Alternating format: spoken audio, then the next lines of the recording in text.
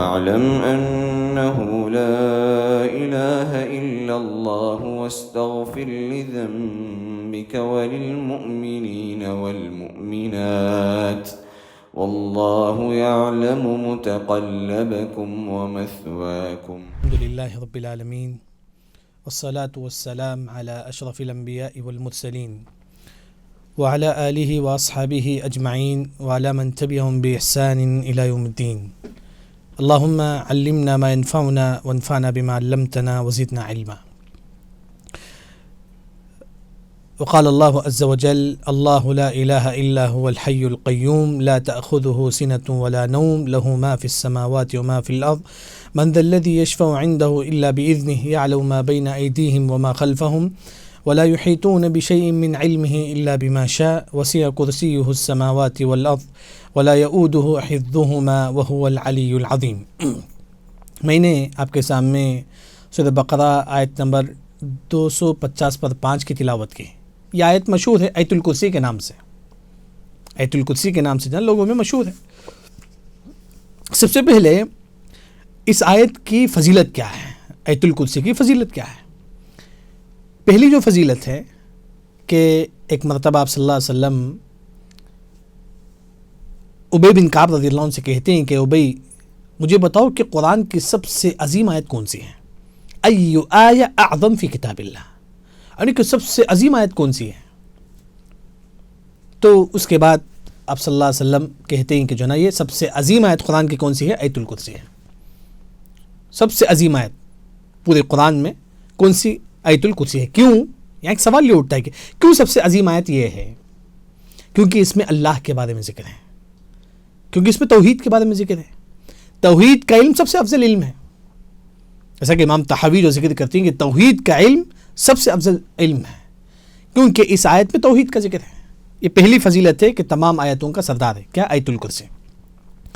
دوسری جو فضیلت ہے آیت الکرسی کی کہ آپ صلی اللہ علیہ وسلم فرماتے ہیں کہ اذا اویت الی فراشک، جب تم سونے کے لیے آتے ہیں، رات ہو گئی، آپ سونے کے لیے بستر کے پاس آئے، آپ صلی اللہ علیہ وسلم نے کہا کہ فقرأ آیت الکرسی، تم آیت الکرسی پڑھو، تم آیت الکرسی پڑھو. کیوں؟ اگر آپ سوتے وقت آیت الکرسی پڑھیں گے لن یزال معک من اللہ حافظا، پوری رات فرشتے آپ کی حفاظت کریں گے، پوری رات. یعنی کہ اگر آپ آیت الکرسی پڑھیں گے تو پوری رات فرشتے آپ کی حفاظت کریں گے. کتنی بڑی بات ہے. تو یہ دوسری فضیلت ہے، سوتے وقت آیت الکرسی پڑھنا چاہیے.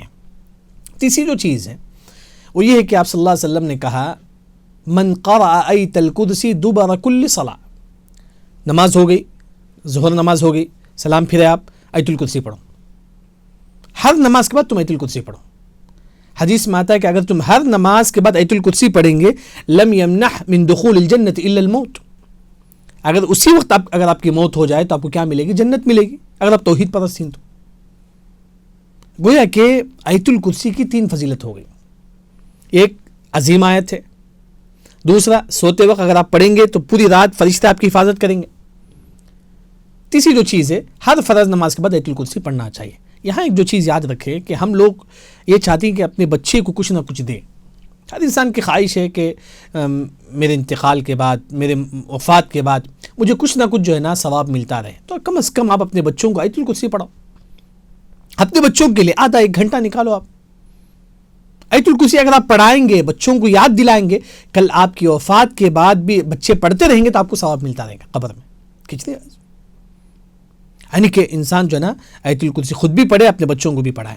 چلیے ہم لوگ جو ہے نا اس کی مختصر تفسیر ہم دیکھیں گے. سب سے پہلی جو بات ہے اللہ لا الہ، اللہ، یعنی کہ آیت الکرسی ایک ایسی عظیم آیت ہے، اس میں اللہ کا جو لفظ ہے ضمیر کے ساتھ، یعنی کہ ہی، ایسا انگلش میں بولتے ہیں نا ہی، یعنی کہ اللہ کے جو نام ہے صرف آیت الکرسی میں 17 مرتبہ آ کر ہے. صرف آیت الکرسی میں 17 مرتبہ اللہ تعالیٰ کا نام آ کر ہے. کسی صورت میں اس طرح نہیں ہے.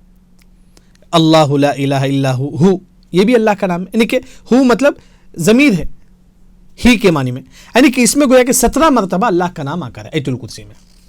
سب سے پہلے اللہ نے کہا کہ اللہ، اللہ، یعنی کہ یہاں جو لوگوں کے پاس جو بدعت جو پائی جاتی ہے کہ بعض لوگ بولتے ہیں اللہ اللہ اللہ کا ذکر کرتے ہیں، جائز نہیں، بدعت ہے. صدیق حسن خان قنوجی رحمہ اللہ نے کہا کہ بدعت ہے. کوئی مسلمان ذکر کرتا ہے کہ اللہ اللہ اللہ، یہ بدعت ہے. کیسا ذکر کریں گے ہم؟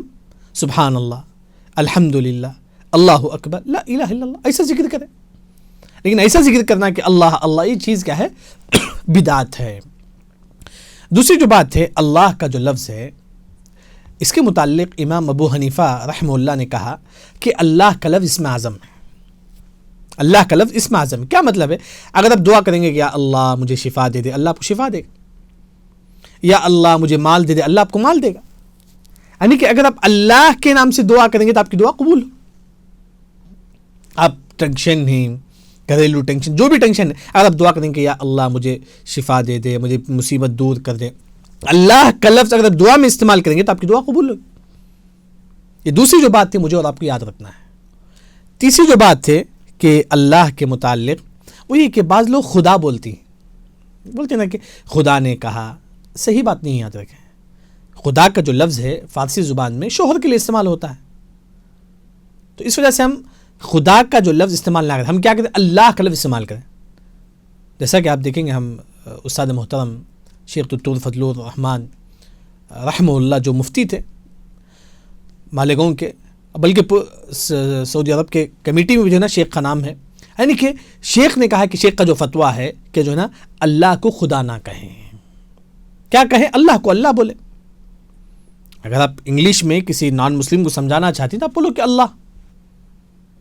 ہاں اسے سمجھ میں نہیں آتا تو وہاں گاڈ کا لفظ استعمال کرو، لیکن اصل یہ کہ ایک مسلمان اللہ کو اللہ ہی کا لفظ استعمال کرے. خدا کا لفظ اس طرح استعمال کرنا صحیح نہیں ہے. یعنی کہ اللہ کے متعلق جو ہے نا سب سے پہلی جو بات ہے وہ یہ کہ اللہ کے متعلق لوگ بدعت ایجاد کرتے ہیں. اللہ اللہ اس طرح نہیں ہے. ہم سبحان اللہ اس طرح جو ہے نا پڑھیں گے. دوسرا، اللہ اسم اعظم ہے. اگر آپ دعا کریں گے اللہ کے نام سے، اللہ آپ کی دعا قبول کرے گا. اس طرح جو ہے نا ہم لوگ اللہ کے متعلق جو ہے نا یاد رکھیں. اور خدا کا لفظ مت بولے اللہ کے لیے. اس کے بعد اللہ نے کہا کہ لا الہ الا ہو، اللہ کے سوا کوئی معبود برحق نہیں. اللہ کے سوا کوئی معبود برحق نہیں. جیسا کہ ہم عربی میں بولتے ہیں کہ لا معبود بحق الا اللہ. معبود تو بہت زیادہ ہی نا، لوگ کس کی پوجا کرتے ہیں، نعوذ باللہ. لیکن اصل معبود اللہ، یعنی کہ معبود برحق کون ہے؟ اللہ ہے. اللہ کے سوا کوئی معبود برحق نہیں ہے. یعنی کہ لا الہ الا ہو یہ سب سے عظیم ذکر ہے. یاد رکھیں، حدیث میں آتا ہے کہ افضل الذکر لا الہ الا اللہ. سب سے افضل ذکر کیا ہے؟ لا الہ الا اللہ ہے. سب سے افضل ذکر ہے. یعنی کہ بلکہ آپ دیکھیں گے اس سے پہلے جو امت آ کر تھے، قوم نوح، قوم موسیٰ علیہ السلام کی قوم، تمام قوم والوں جو ہے نا یہ ذکر کو پڑھتے تھے، لا الہ الا اللہ پڑھتے تھے. نوح علیہ السلام کی قوم والے ہی پڑھتے تھے. ہر قوم والے جو ہے نا لا الہ الا اللہ کا ذکر کرتے تھے. یعنی کہ آپ بھی جتنا ہو سکے لا الہ الا اللہ کا ذکر کرو. کیا فائدہ ملے گا آپ کو؟ اگر آپ زیادہ سے زیادہ لا الہ الا اللہ پڑھیں گے اور توحید پر رہیں گے تو آپ کو کیا فائدہ ملے گا؟ دیکھیے ایک مرتبہ آپ صلی اللہ علیہ وسلم صحابہ سے پوچھتے کہ من اسعد الناس بشفاعتی یوم القیامہ. اے صحابہ بتاؤ کل میں کس کے حق میں سفارش کروں گا؟ یعنی کہ آپ سسم پوچھتے ہیں اے صحابہ بتاؤ کہ کل کس کے حق میں سفارش کروں گا؟ تو صحابہ نے کہا کہ اللہ کے نبی، اللہ اس کے رسول زیادہ جانتے ہیں. تو آپ صلی اللہ علیہ وسلم نے کہا کہ من قال لا الہ الا اللہ خالصا من قلبہ. اگر آپ سچے دل سے لا الہ الا اللہ پڑھیں گے تو آپ صلی اللہ علیہ وسلم آپ کے حق میں سفارش کریں گے.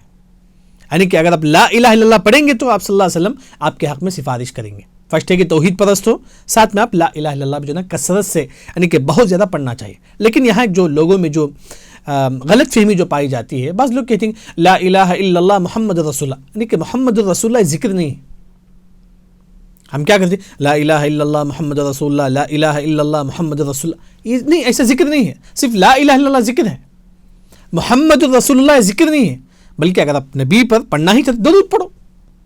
اللہم صلی وسلم علی نبینا محمد، اللہم صلی علی محمد وعلی آل محمد کما صلیت علی ابراہیم.